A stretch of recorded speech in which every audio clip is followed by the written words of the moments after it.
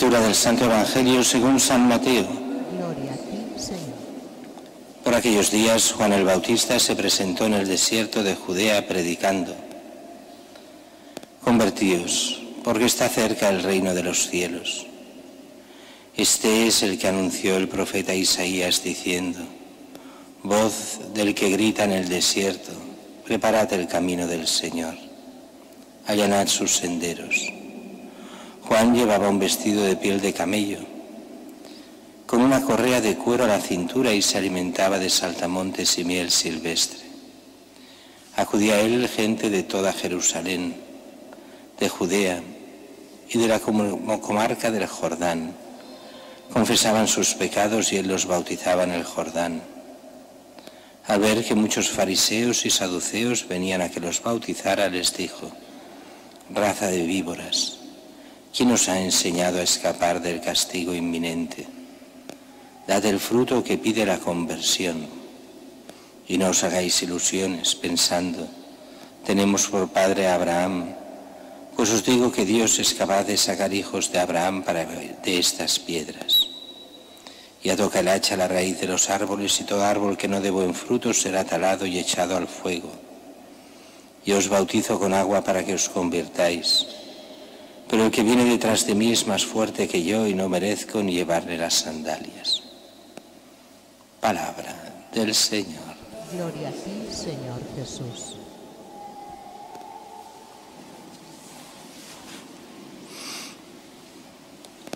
El Evangelio de hoy y el próximo domingo veremos Juan Bautista.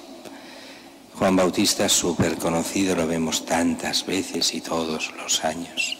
Y siempre nos dice lo mismo, pero es bueno, faltaría más que nos dijera cosas diferentes. Nos dice lo que necesitamos oír. Juan Bautista, que se presenta en el desierto de Judea predicando: convertíos, está cerca el reino de los cielos. Es la voz de la que anunció el profeta Isaías, voz del que grita en el desierto: preparad el camino del Señor, allanad sus senderos. Bueno, ¿cuántas veces hemos oído hablar de esto? Pues si uno es mayor, seguramente cientos y cientos de veces. Y hay que volverlo a decir y decirlo claro.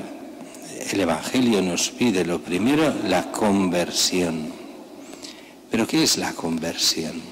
Conversión tiene dos significados, porque de hecho hay dos palabras diferentes en griego para la conversión. Uno es cambio de dirección. Vamos hacia aquí, conversión. Esto los que han tenido que estudiar para sacarse el carnet de conducir. Hacer conversión es cambiar de dirección, o sea, de sentido, para ser más exactos, más que de dirección. Girarse hacia atrás y volver hacia atrás. Si nos hemos apartado en algo de Dios, hemos de volver hacia Él, darnos la vuelta, dejar el camino que estamos haciendo para volver hacia atrás, hacia lo que Dios quiere, hacia Dios mismo. Este es uno de los sentidos de la conversión. Pero hay otro sentido, que es el cambio radical, lo que es metanoia, el cambiar radicalmente lo que estamos haciendo. Es, por ejemplo, ese cambio radical de Pablo. Pablo era un buen judío, religioso, pero perseguía a Cristo. El cambio radical es darse cuenta que Cristo es el centro de la fe y que hay que ir a Él y por Él. Y el mundo cambia radicalmente de ser lo que uno se considera más o menos buena persona a realmente tener en Cristo el único al que es el Hijo de Dios, al que nos debemos todo, al que hemos sido consagrados a Él, y Él lo ha de ser todo en todos. Seguir a Cristo. Ahora bien, este seguir a Cristo lleva a una conversión en las cosas, a un cambio en las obras. Si uno se piensa que esto del creer es solo una cosa intelectual, está acabado. Eso no es solo una cosa intelectual, va mucho más allá. Es aquello que ya decían contra Lutero. Lutero decía, no, lo único que importa es que tú creas intelectualmente. Las obras no sirven para nada decía Lutero. Y la Iglesia siempre ha enseñado, una parte es cierta, la fe salva. Pero la fe sin las obras es mentira, está muerta, no es fe. La fe exige un cambio intelectual y exige las obras propias de la fe. Lo dice muy bien este texto que hemos leído. Al ver que acudía a él toda la gente de Judea, de la comarca del Jordán, confesaban sus pecados, él los bautizaba. Recordemos que no es nuestro bautismo este. Nuestro bautismo es el bautismo de Jesús. Este es el de preparación que hace Juan Bautista. Es un bautismo pidiendo a Dios el perdón de los pecados y lavándose exteriormente como signo de conversión. Pero el auténtico bautizo es el bautizo de Cristo, donde entramos en su pasión, muerte y resurrección para ser hijos de Dios. Es mucho más que este, donde ahí se nos perdonan efectivamente todos los pecados, pero donde se nos prepara con la gracia a vivir como cristianos para llegar a la vida eterna. Y dice que se presentan gente de mal vivir. ¿Quiénes son esta gente de mal vivir? Muchos fariseos y saduceos que vienen a que los bauticen. Los fariseos son aquellos que Jesús continuamente les llama los hipócritas, aquellos que se hacen pasar por buena gente y aparentemente y las formas de buena gente, pero unos ladrones que van solo a la suya, que pasan de todo y pasan de la verdad. Por fuera, buena gente, por dentro, una cueva de ladrones. Hipócritas. Jesús tantas veces les llamará así. No todos lo eran, no todos los fariseos, pero muchos sí. De hecho, hoy en día, si uno se coge la palabra fariseo y busca en el diccionario de la Academia, es sinónimo también de hipócrita, desde el Evangelio hasta nosotros. Y no todos lo eran, pero una buena parte sí. Y después los saduceos. Los saduceos eran esta gente que en el fondo no creía en nada.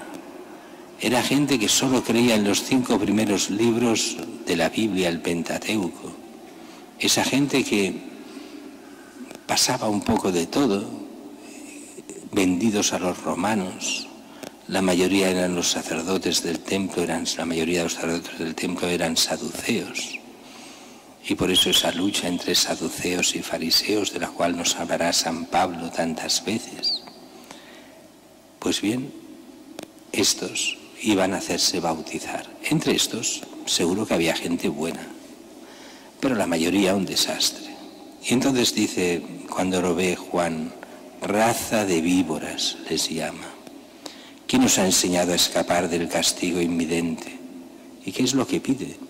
Date el fruto que pide la conversión. Una conversión sin fruto, o sea, una conversión que es solo a decir los pecados que uno hace, pero después continúa igual y que no piensa cambiar, es falsa.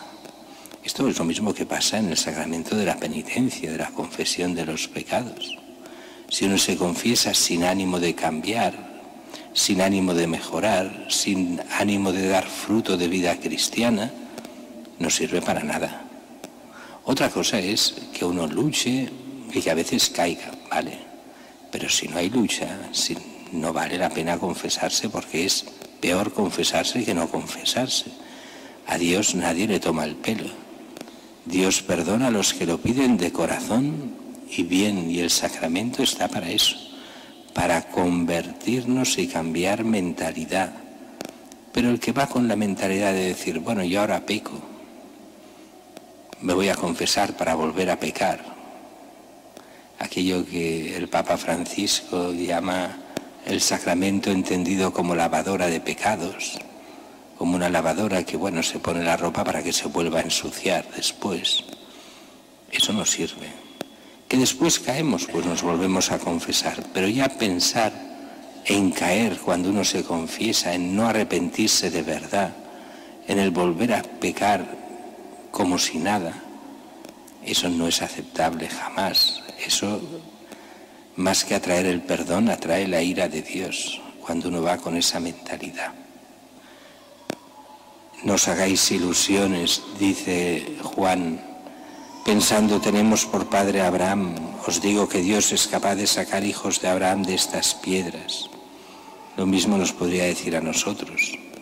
Oh, es que nosotros somos cristianos, tenemos derechos, porque somos cristianos. Ay, eso de ser cristianos, que os creéis hijos de Dios, demostradlo con las obras, si no de nada sirve. Es aquello que Jesús tantas veces dirá, lejos de mí, cuando querramos entrar en el cielo. Hombre, pero ¿cómo que no podemos entrar? Pero si te conocíamos, si te seguimos.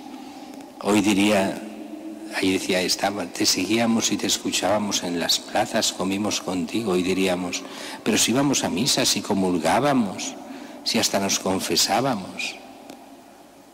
Y el Señor responderá, lejos de mí, malvados, a vosotros que hacéis el mal.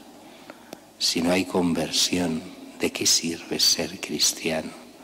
Cuando no hay una conversión interna para vivir la fe, para vivir según Cristo, para amar de verdad a Dios. Otra cosa es que es un camino que dura toda la vida y que se va por pasos y no se va de 0 a 100 en 10 segundos, sino que es como un coche que se va acelerando, que poco a poco va llegando a su velocidad de crucero, pero así funciona. Yo os bautizo con agua para que os convirtáis, pero el que viene detrás de mí es más fuerte que yo y os bautizará con Espíritu Santo. Todo este misterio que empezamos de Navidad lo culminaremos con Pascua y Pentecostés. La pasión, la muerte, la resurrección de Cristo, lo que es el Espíritu Santo derramado sobre la Iglesia y que Dios quiere derramar también sobre nosotros. Recordemos también aquí que un cristiano ha de ser confirmado. Un cristiano no confirmado no es cristiano del todo. Es como empezar un cambio, es como uno que diga, sí, yo empecé primaria, hice el primer curso de primaria, pero no pasé del primer año y dejé de ser escolar a los 6 años o a los 7. Ah, pero tú has ido al colegio. No, no he ido al colegio. Fui un año, fui al principio, un poco así. Eso es el que no estaba confirmado en la Iglesia. Es el que ha empezado de alguna forma a ser cristiano, pero no ha recibido el sacramento del Espíritu Santo necesario para vivir la fe bien. Por eso recordamos, si alguno no ha recibido, que se apunte, que lo recibirá, que ya lo haremos, pero que es necesario recibir ese Espíritu Santo del que nos habla San Juan, que es el sacramento de la confirmación, que antiguamente se daba siempre junto al bautismo y que se separó solo con una intención de que el obispo tuviera contacto con cada uno de los cristianos, aunque fuera ese día solo. Y así el sacerdote empezaba con el bautismo y continuaba con la comunión, pero la confirmación se dejaba al obispo, que fuera él el que conociera al menos un momento, uno a todos los cristianos. Pero ha de ser Cristo el que nos conozca a todos uno a uno, que tengamos con Él esos momentos de intimidad, de oración, de saber hacer, de conversión hacia Él, de vivir la oración y vivir los sacramentos, para que seamos de verdad hijos de Dios.